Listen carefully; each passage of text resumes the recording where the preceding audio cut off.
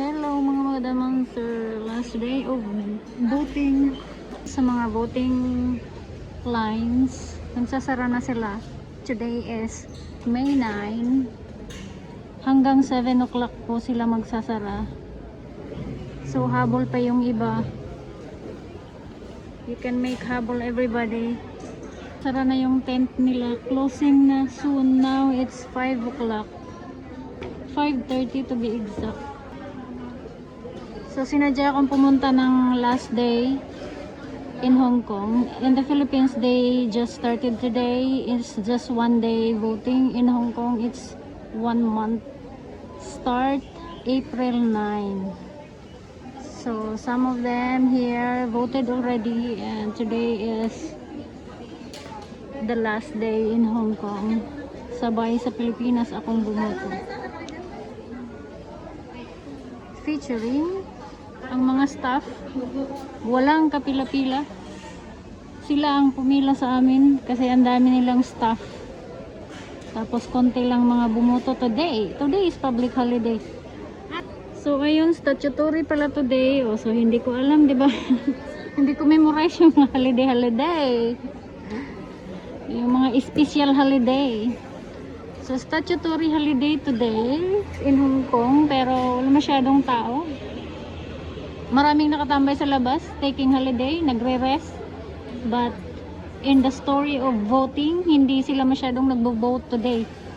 So ibig sabihin, nag-vote ahead na yung iba. Yung iba hindi nakalabas. Yung iba akala nila sarado na. So magla-live sana ako, kaya lang baka walang signal here kasi alam mo, kabundukan here.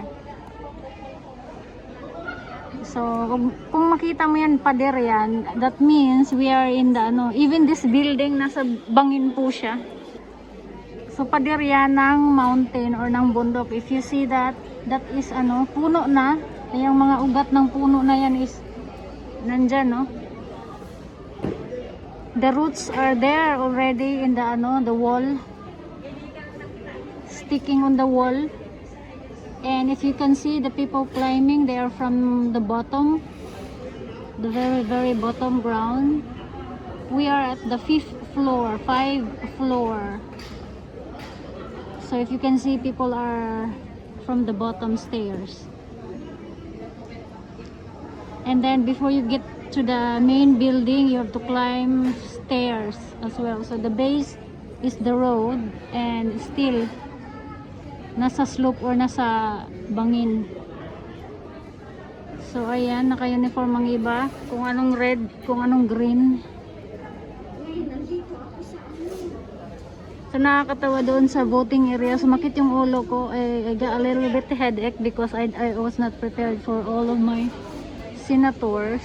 My senatorial candidates are only mga 6, and then I started asking people and they add more. So naging 9 until when I get inside, 9 lang out of 12. I need to have 12 names of senators. So I'm glad na lahat ng all of the list of the candidates are inside in the list of the candidates. So I have to choose.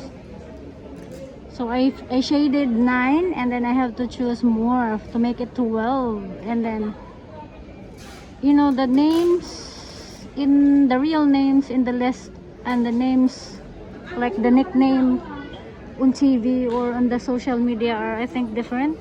Just like there are people that are familiar in social media, but in the list are real name already, so I can't identify kung siya ba yun, if that's the person. So I asked the staff kung that person is that person. I mean, I said, is this Pulano? Is the same Pulano in this department? And they said, I'm sorry, we can't help about that. I was like, oh yeah, I know. So sumakit yung ulo ko doon kasi iniisip ko, I was thinking if this is the person that I'm thinking, if it was the same person. So, and then I have to choose another one because I'm not sure if he is the one. So good luck to him. I hope he will win. I have to check because I didn't know his real name, and dalawa sila, two the same middle name, so I don't know which one, You want to vote one person, but they are two, and I don't know the real name. The real names are, you know, parang nicknames lang yung nasa social media. Nicknames and the middle name. But in the senatorial list, they have two middle names in there. So that's the difference. And so, nagawa ko man finally na shade ko 12 person, and after shaded, ayun, to the process that you will scan into the digital stuff. You will scan your shaded papers, and you wait for your barcoded resibo or receipt, and then you have to insert it into the ballot boxes or ballot box. So you know, you will do everything, and they will guide you fully, and plus there's two person watching. And sabi ko, after I inserted all the receipt into the box, sabi ko, ang sakit ng exam na yun, sumakit yung ulo ko doon, hindi ako nag-study. Tapos tawa silang natawa. And before I even say that, I insert my my receipt. That's I check everything. I check all names, the president, the vice president, and the 12 senators, and it was a small papers, like I was like, oh my god, this is maladi small. So I have to blurry my eyes, twinkle my eyes, so I can see it properly and correctly, and check the names if it's indeed right. So when they are already checked, and I inserted into the ballot box, at the same time I said, I hope Philippines will become rich. Pagka-insert ko doon sa ano na yun, yung parang yun lang ang whoever wins, it's for the nation, it's for the person on how he handles or they handle, marami pala sila, how they handles their posted designated political title or job, you know. I'm aiming for the senators to make a good batas or good laws that is for the Filipinos and not for their own seek or for their own agendas. I'm aiming for senators who can make a good law that will help for the poor people. I mean, the general thing that we need to have in the Philippines are the people who can help na maiahon ang Pilipinas, maiahon ang bawat isa. But you know what, we don't rely on the politicians, we rely on our own hard work, we rely on our own personal agenda, and not for relying into the politician. We have to rely on our own capabilities. Alam mo yun, you have to work hard and not wait for whoever president or vice president or senatorials or whoever mayor that can help us. Yun talaga yun Philippines is maraming corrupt, alam na natin yan, pero you know, don't wait for the people to corrupt you. You have to just keep going, work hard, save, and wag umasa. Kasi kung ikaw umasa, yung isa umasa, maraming umasa, ayun, lahat na lang palaasa. So it's just based on my observation and my experience na as a poor person from the Philippines who strive to get out from that situation, na kaya besh, kaya without umasa or relying to anybody na makaahon doon sa lugar na yun. You just have to work If there's someone that are needed help, you guide, and don't ever bully or push someone down when they are already down. When you are on the top, help someone to be on top, or at least they will get up from their feet.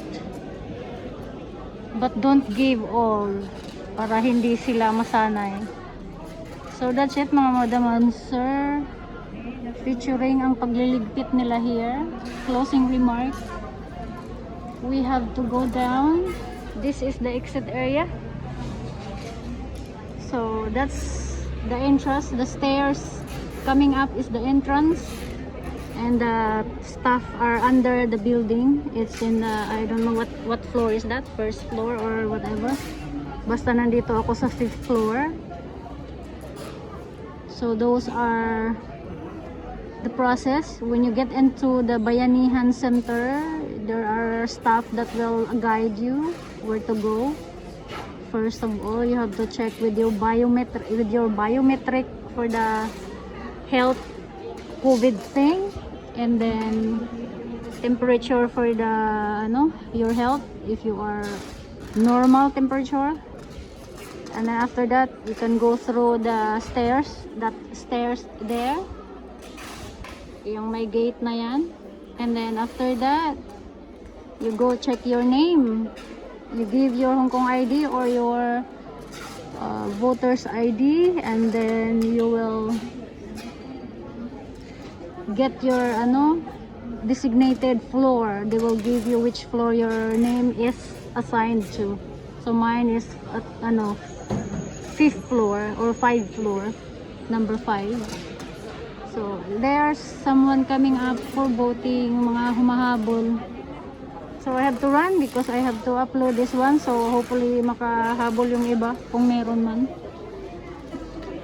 And after that, when you check, when you know already your number, you get into the room. Everyone is very helpful and really perfectly guiding everybody. Very easy. And then you shade properly, because there's a trick na if you don't follow the proper column or the proper names accordingly, it would mislead you to shade the other name. Kaya you have to shade the correct one, the next to the designated name, because may katapad. May isang name, there's like BBM, katabi niya si Robredo, so you might shade after the BBM name, and that's for Robredo name. So you have to shade before the BBM if you want BBM. So there's a circle. Thank you guys for watching. That's it. Bye guys. Mula dito sa Bayanihan Center.